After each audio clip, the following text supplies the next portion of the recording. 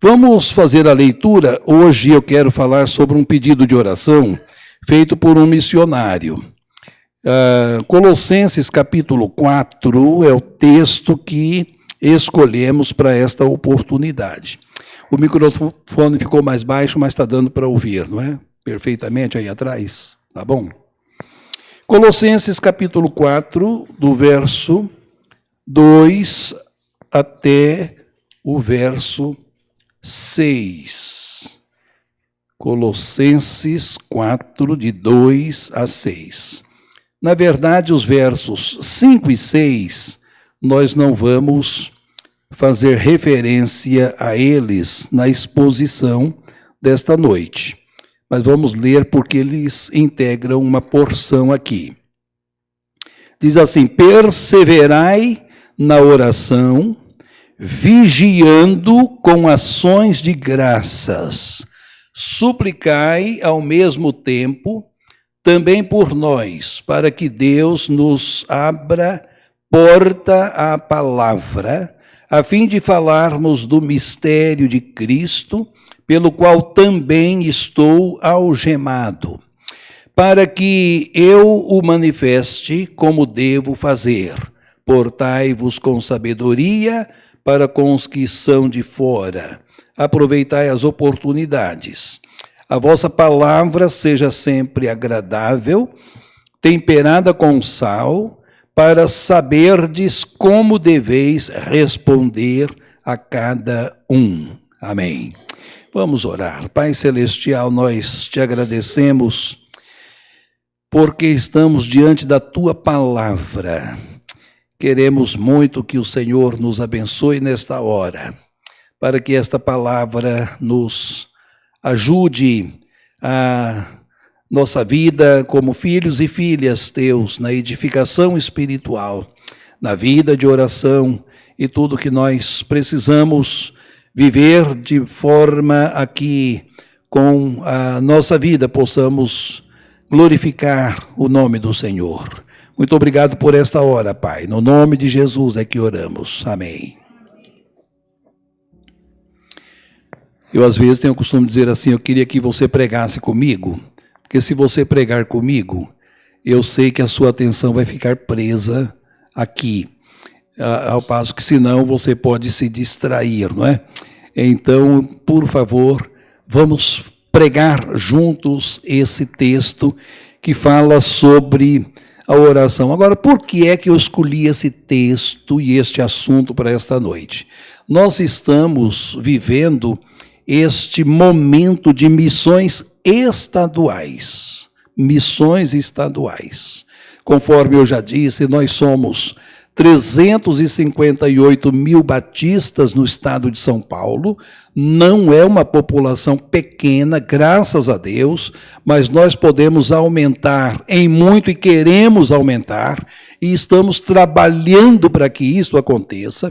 Nós somos cerca de 1.370 igrejas batistas no estado, mais 400 congregações, missões batistas, e nós estamos buscando exatamente isso no nosso estado, que tem mais de 40 milhões de habitantes. Precisamos trabalhar e trabalhar muito.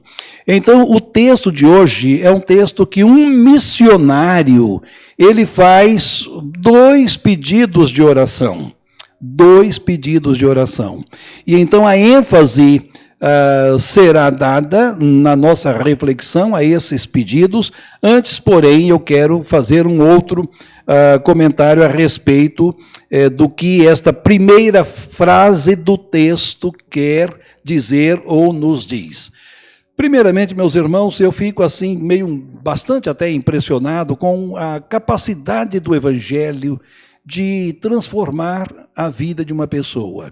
Uma pessoa pode estar vivendo uma vida muito, muito triste, perdida nas drogas e noutros vícios, ou uma outra condição qualquer, ainda que não envolvido com estas coisas, mas vivendo uma incredulidade que surpreende, uma descrença em Deus, uma falta de confiança em Deus, de crença em Deus, mas do que o Evangelho é capaz de fazer na vida de uma pessoa, como fez na minha vida e na vida dos meus irmãos e irmãs e na vida de tantas outras pessoas.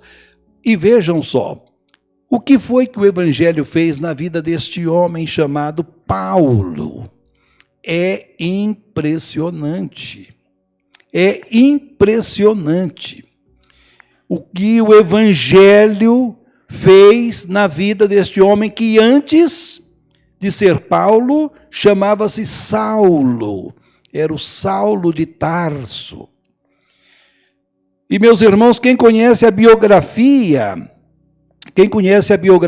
de Paulo, a vida dele antes de ser um crente em Cristo Jesus, ele vivia, como nos diz a Bíblia, em Atos capítulo 8, depois do apedrejamento de Estevão, aquele homem de Deus, cheio do Espírito Santo, cheio de sabedoria. O apóstolo Paulo, antes chamado Saulo, ele estava ali assistindo aquela cena de apedrejamento e consentindo em tudo aquilo. E vejam, nesse capítulo 8, nós lemos estas palavras da vida de Paulo antes da sua experiência de conversão. Diz assim: naquele dia levantou-se grande perseguição contra a igreja em Jerusalém. Naquele dia quando Estevão foi apedrejado. E todos, exceto os apóstolos, foram dispersos pelas regiões da Judéia e Samaria. Alguns homens piedosos sepultaram Estevão e fizeram grande pranto sobre ele. Saulo, porém, assolava a igreja, entrando pelas casas e arrastando homens e mulheres, encerrava-os na prisão. Olha, Paulo antes da sua conversão. No capítulo 9, no primeiro versículo, Saulo, respirando ainda ameaças e morte contra os discípulos do Senhor, dirigiu-se ao sumo sacerdote e lhe pediu cartas para as sinagogas de Damasco, a fim de que, caso achasse alguns que eram do caminho de Jesus, não é? Assim, homens como mulheres, os levasse presos para Jerusalém. Então, a vida deste homem, antes da sua conversão, era esta. Um homem religioso, um fariseu religioso, mas incrédulo em relação a Jesus, e na sua religiosidade perseguia a igreja de Jesus, maltratando todos os crentes, arrastando, batendo, prendendo e fazendo tudo isto que nós acabamos de ler aqui nesse texto. Este homem estava indo para Damasco exatamente para praticar estas barbaridades todas em relação aos crentes, como alguns países hoje que não suportam o evangelho e os crentes são perseguidos. Então Saulo de Tarso estava indo para Damasco a fim de praticar todas estas coisas em relação aos crentes daquela cidade. Ocorre que no caminho para Damasco, ele teve uma experiência com Jesus. Ele teve uma experiência que mudou a vida daquele homem, completamente. Ele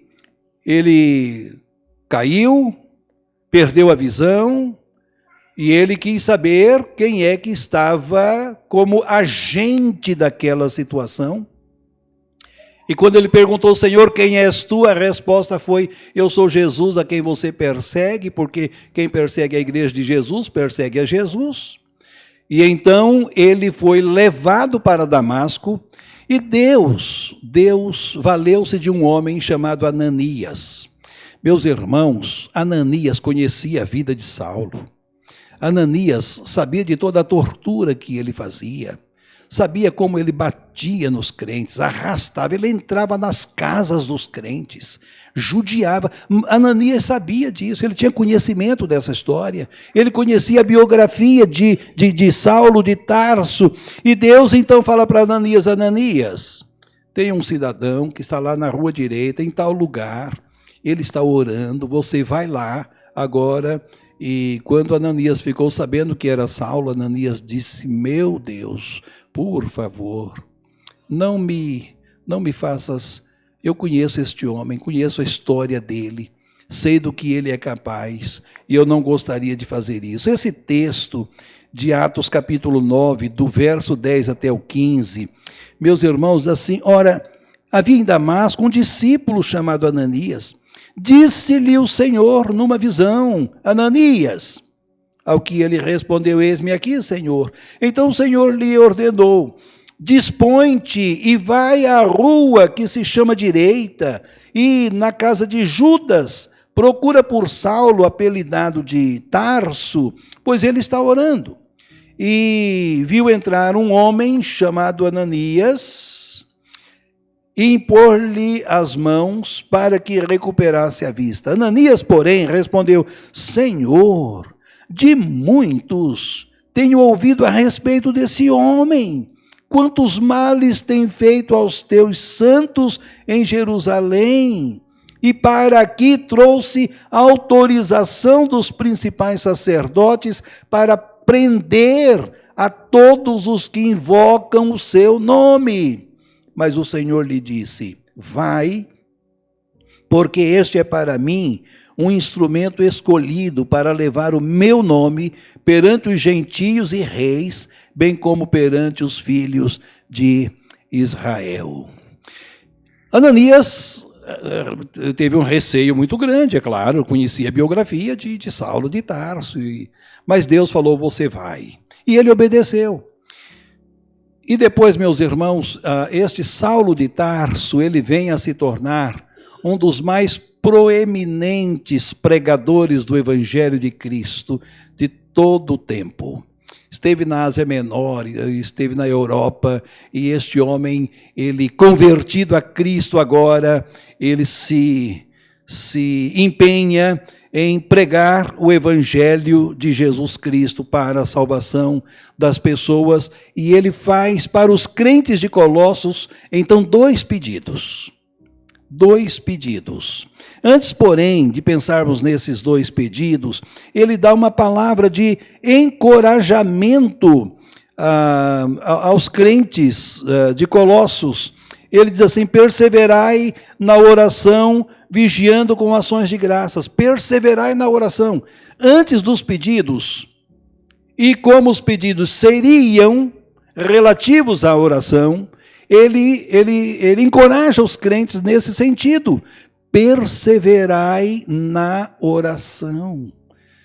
Esta foi a mesma palavra de Jesus em Lucas capítulo 18, versículo 1, que devemos perseverar na oração sem nos esmorecer. Ele conta aquela parábola daquele juiz que não queria atender aquela viúva, mas ela foi insistente, insistiu.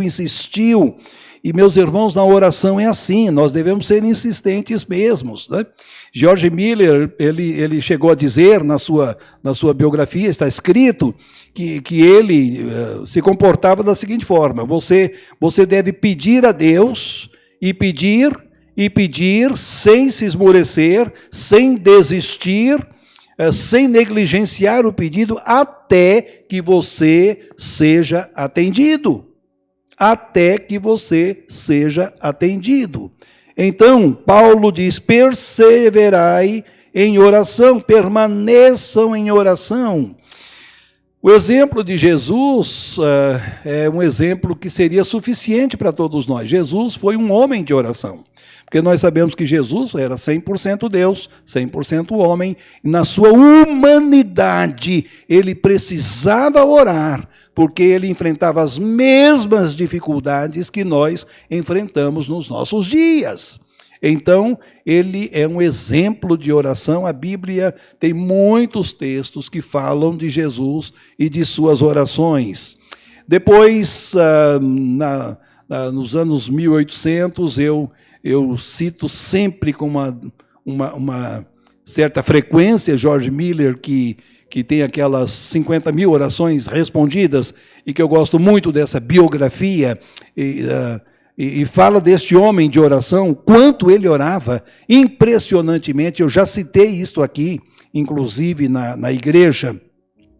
E mais caminhando cá para frente, nós temos tínhamos pastor Davi Gomes, penso que alguns aqui se lembram dele, Davi Gomes, que foi um homem de oração, inclusive ele foi professor dessa matéria. Já pensou uma matéria no seminário sobre oração? Ele era professor de oração no Seminário do Sul.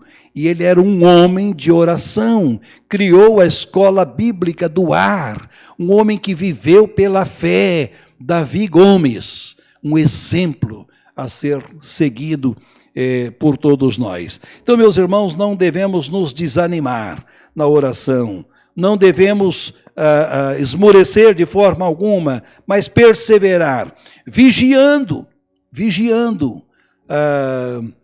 com ações de graças, diz o texto. É muito fácil desanimar, mas nós não devemos desanimar. Quando batemos, uma frase que eu anotei assim, quando batemos a porta de Deus em oração, precisamos esperar que Ele abra e nos receba no que estamos pedindo. É como aquela história daquele que Moody contava, daquele menino que na escola bíblica dominical perguntou para a professora, por que muitas orações não são respondidas? E a professora da escola bíblica dominical, para aquele menino, respondeu assim, é porque, sabe, o menino quando toca a campainha e não espera ser atendido, sai correndo, não é? Então é justamente assim, às vezes nós tocamos a campainha, oramos, mas saímos correndo, não esperamos a resposta de Deus, não esperamos que Deus nos dê aquilo que nós estamos pedindo. Então nós precisamos aprender a esperar. Quando, nesse esperar, eu acho muito interessante que uma ocasião, eu e minha esposa, nós fomos a Londrina, e então eu entrei em contato com a Junta de Missões Nacionais, e perguntei, eu gostaria de conhecer o missionário que trabalha em Açaí, uma cidade próxima de Londrina, o Katayama. Ele é um japonês que trabalha entre os japoneses. Açaí, no Paraná, a população predominante é de japoneses.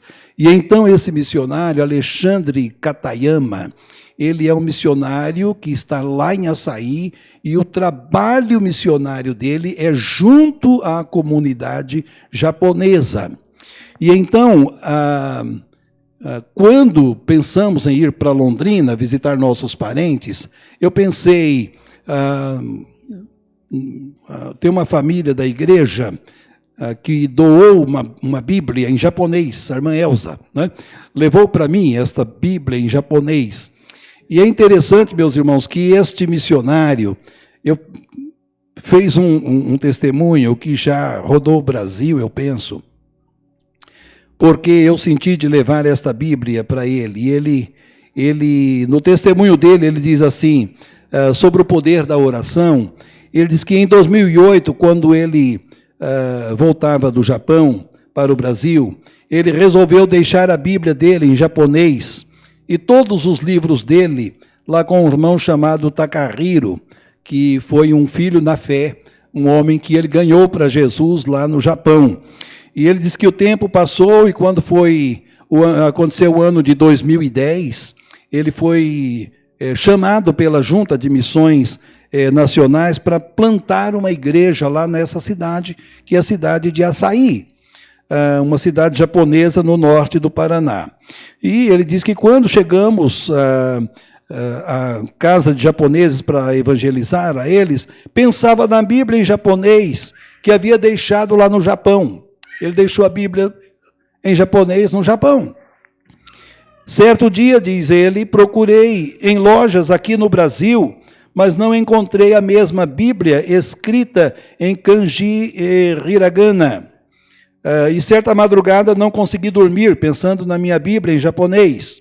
Foi quando um versículo da Bíblia veio em minha mente, que diz, peçam e lhes será dado, busquem e encontrarão, batam e a porta lhes será aberta. Pois tudo o que pede, recebe, o que busca, encontra, e aquele que bate, a porta será aberta. Mateus 7, de 7 a 9. Naquele momento, tinha certeza, diz ele, que o Espírito Santo estava falando comigo através dessa promessa. Naquela mesma hora me levantei, fui ao quarto de oração, dobrei meus joelhos, arrependido por não orar pedindo a Bíblia em japonês. Todas as noites rogava ao Senhor que me ajudasse a adquirir novamente uma Bíblia em japonês.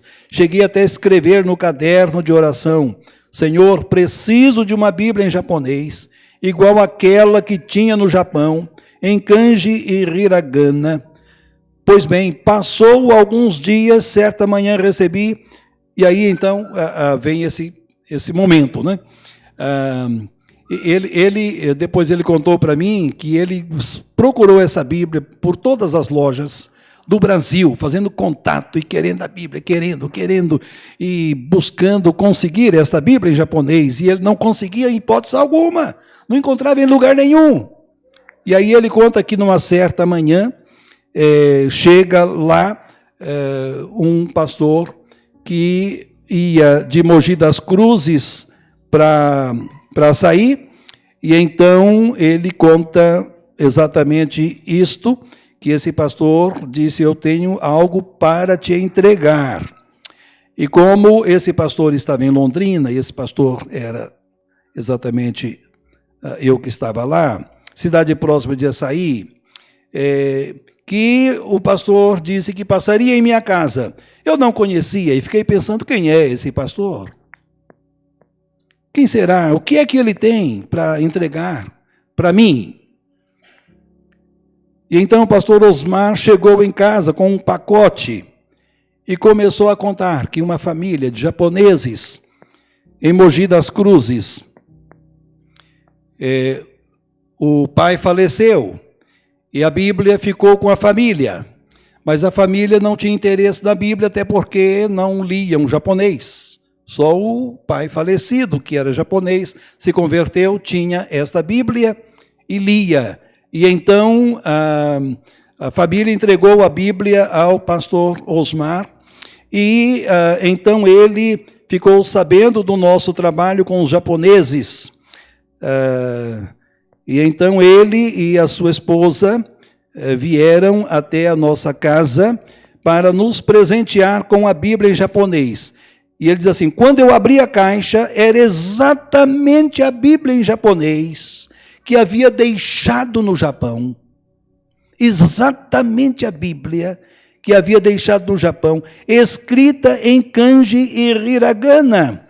Chorei, eu estava lá, eu vi o choro dele, chorei de emoção, de alegria, glorifiquei a Deus por receber a Bíblia escrita em kanji e hiragana para eu evangelizar os japoneses de Açaí.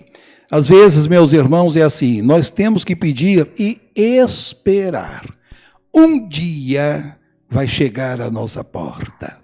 Um dia vai acontecer. Ocorre que, às vezes, é assim, aperta a campainha e sai correndo. Tem que apertar a campainha e esperar ser atendido. Quanto tempo vai levar? Não importa. O certo é que Deus não deixa de nos atender. Paulo, amém. Paulo faz o seu primeiro pedido de oração aos crentes de Colossos. Nesse seu primeiro pedido, que está nesse texto, ele diz assim: orai ao mesmo tempo, também por nós, para que Deus nos abra a porta, a fim de falarmos do mistério de Cristo, pelo qual também estou algemado. O pedido é um pedido aparentemente simples. Ele pedindo para os crentes, por favor, orem para que Deus abra a porta de oportunidades para que eu evangelize este povo. Eu fico pensando, meus irmãos, que nós, às vezes, pensamos, não, eu vou criar as minhas próprias oportunidades, mas não dá certo. Como este homem nos dá uma lição preciosa aqui, ele pede aos crentes para que os crentes orem, para que Deus abra a porta, porque se Deus abrir uma porta, ninguém é capaz de fechar. Mas se nós mesmos abrirmos, pode ser que alguém feche. Então, orem para que Deus abra esta porta. E nós temos em Atos um texto muito interessante, que é em Atos, no capítulo 5, os irmãos não precisam se preocupar com essa leitura. Nós temos os discípulos, os apóstolos, eles começaram a fazer a pregação do Evangelho de Cristo, e com isto também eles realizavam muitos milagres, diz a Bíblia em Atos capítulo 5. E na realização desses milagres todos, eles criaram, dentro do contexto religioso judaico, romano, uma inveja muito grande. E o que é que os sacerdotes resolveram, juntamente com os líderes religiosos, fazer? Vamos prender Pedro e João. Por quê? Porque eles estão falando de Jesus. Eles estão anunciando este evangelho. Eles estão trazendo problemas para a nossa administração. Então vamos prender estes homens e vamos mantê-los presos. Aí um homem que contava com o respeito do povo, o acatamento do povo, o povo apreciava este homem. Este homem, inclusive, ele foi professor de Paulo, quando Paulo era criança, Saulo de Tarso. O nome dele é Gamaliel, um homem doutor da lei. E Gamaliel, que também integrava o Sinédrio, composto de 70 homens, que administravam as leis civis da ocasião, ele chegou e disse assim para o sumo sacerdote, para todas as autoridades, ele disse: olha, eu quero fazer aqui um pedido. Primeiro, peçam para estes homens se retirarem por um instante. Então, Pedro e João se retiraram daquele ambiente e Gamaliel, ele disse assim: olha, vocês sabem que surgiu aqui entre nós um homem chamado Teudas.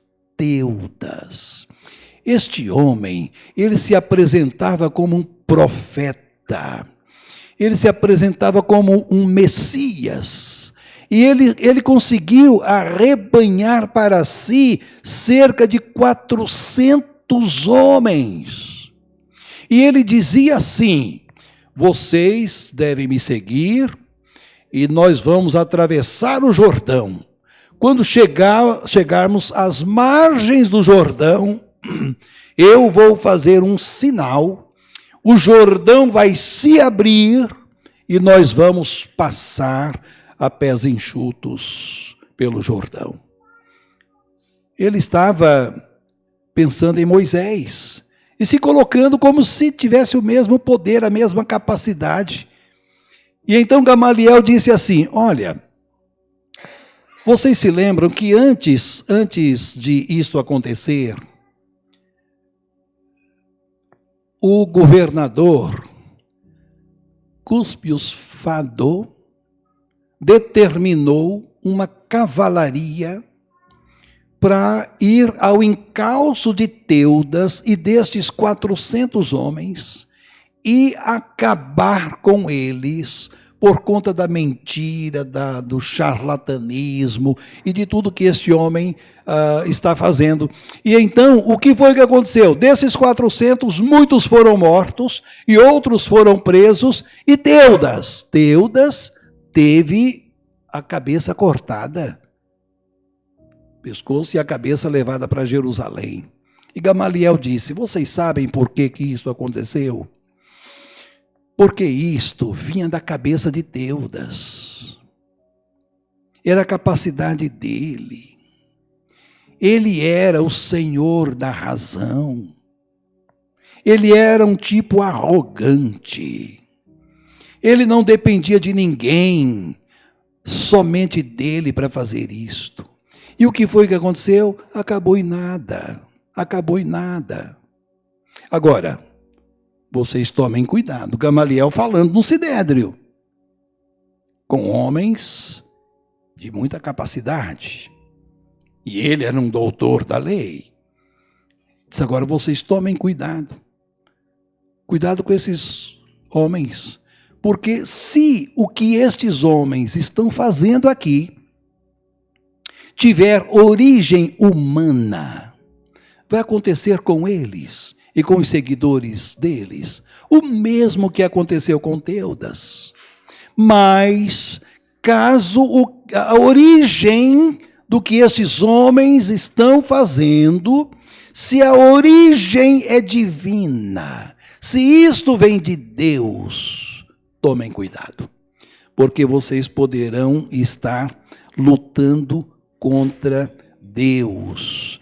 E, meus irmãos, é muito interessante este conselho de Gamaliel, quando ele diz: agora vos digo, dai de mão a estes homens, deixai-os, porque se este conselho ou esta obra vem de homens, perecerá, mas se é de Deus, não podereis destruí-los, para que não sejais, porventura, achados lutando contra Deus. E concordaram com ele. Todos concordaram. Todos concordaram.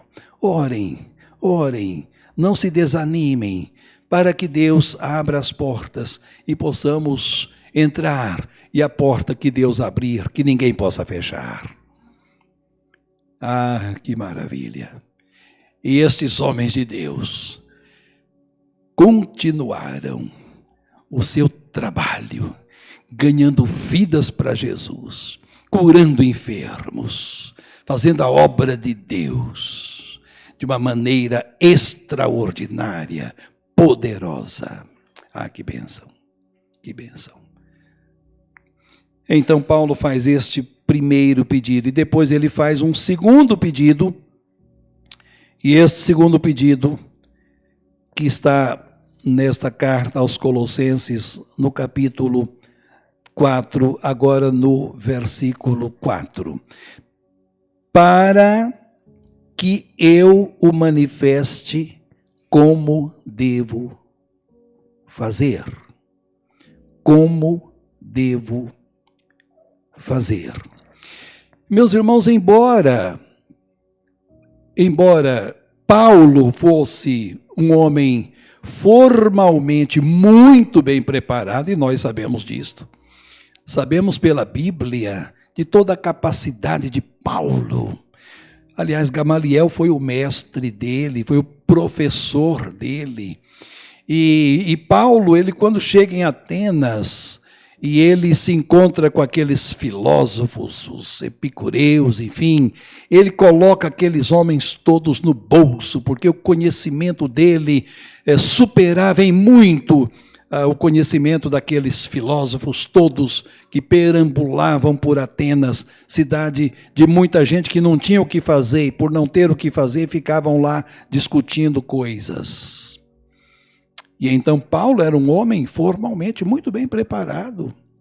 Ele poderia pensar assim, não, eu vou aqui montar um programa, uma estratégia pessoal de como devo fazer a evangelização das pessoas nas cidades por onde eu vou realizar missões. E ele fez 3 grandes viagens missionárias, Ásia Menor, Europa, enfim, ele andou muito.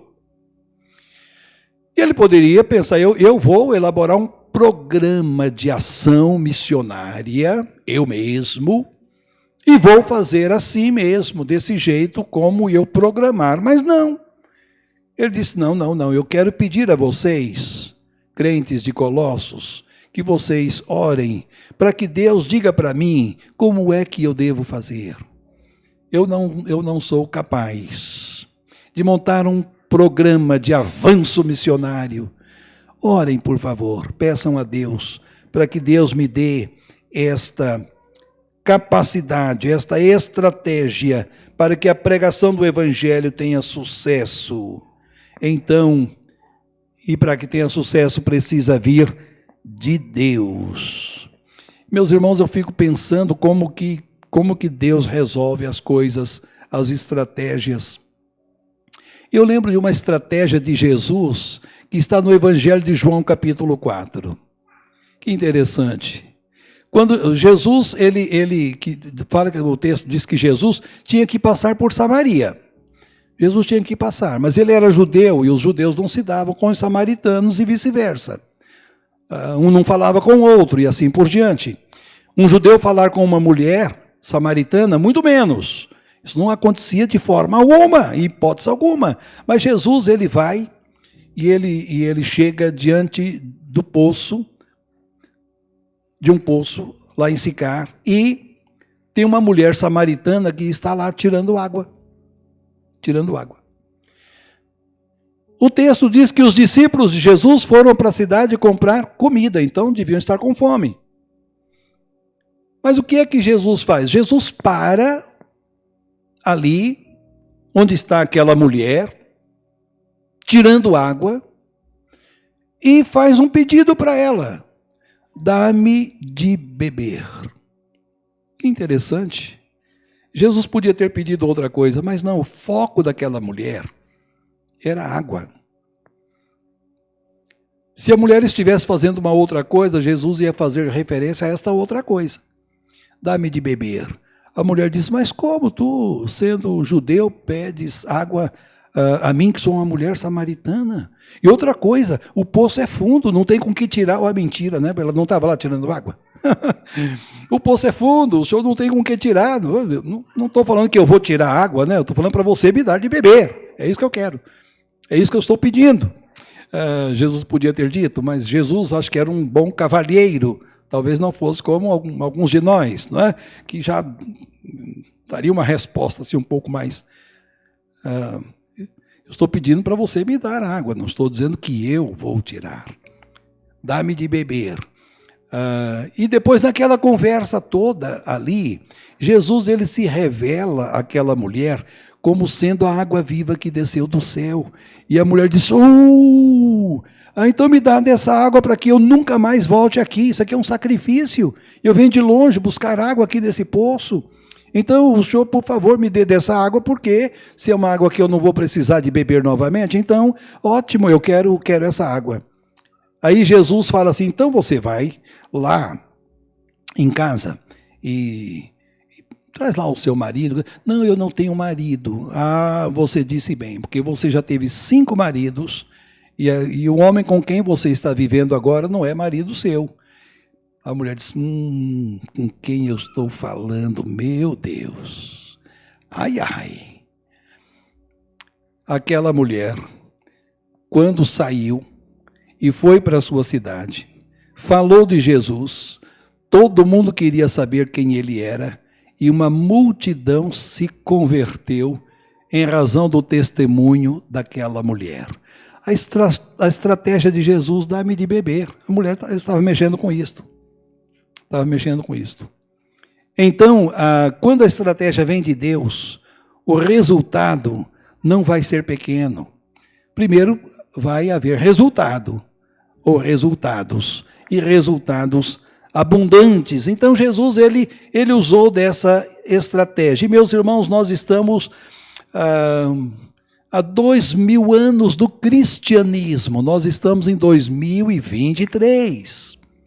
E nós sabemos que Jesus dividiu o mundo em 2 períodos, antes de Jesus e depois de Jesus. E depois de 2000 anos de cristianismo, com toda a experiência que nós temos, que a Igreja de Jesus Cristo tem, como batistas, mais de 150 anos no Brasil, e comemoramos recentemente.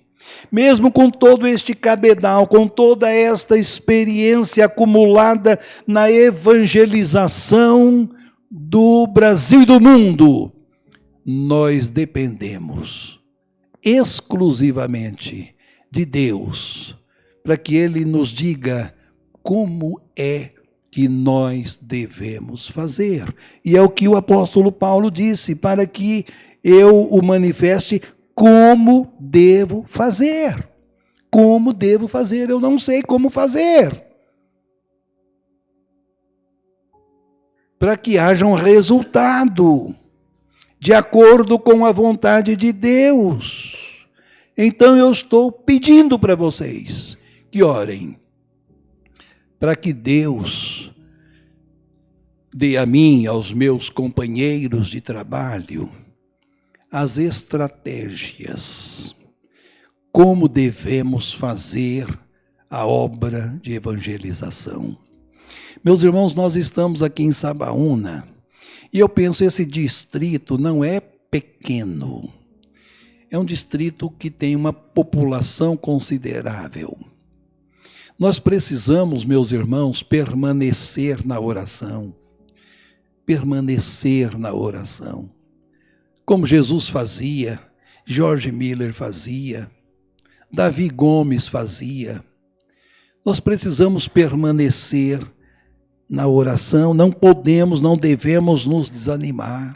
É fácil desanimar. E nós precisamos pedir para que Deus, em oração, nos abra as portas de oportunidades para podermos falar com os nossos parentes, com os nossos vizinhos, com os nossos conhecidos. Quantos parentes que o irmão, que a irmã tem, que não são crentes em Cristo, e cada dia que passa está dando um passo para uma eternidade sem Deus. Isso não te preocupa? Isso não te inquieta? Isso não tira o seu sono? Não sei. Mas eu penso que sim. E eu espero que sim.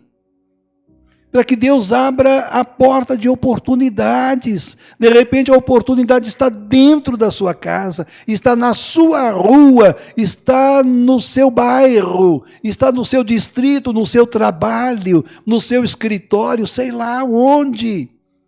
Quem sabe Deus já está fazendo isto, abrindo estas portas, e você que não está enxergando e não está entrando. Então também pedir para que Deus abra os nossos olhos para enxergarmos as oportunidades que Ele tem nos dado. E em terceiro, pedir para que Deus nos ensine como fazer. Como que eu vou evangelizar aquele meu parente? Como que eu vou falar de Jesus para ele? Ó Deus, me dê as palavras certas, no momento certo. Me ensina como fazer, porque eu quero fazer, eu vou fazer, mas eu preciso que o Senhor me ajude a fazer. Então, meus irmãos, está aqui um pedido de um missionário que é atualíssimo. Esse pedido é um pedido permanente para a Igreja de Jesus Cristo dos nossos tempos.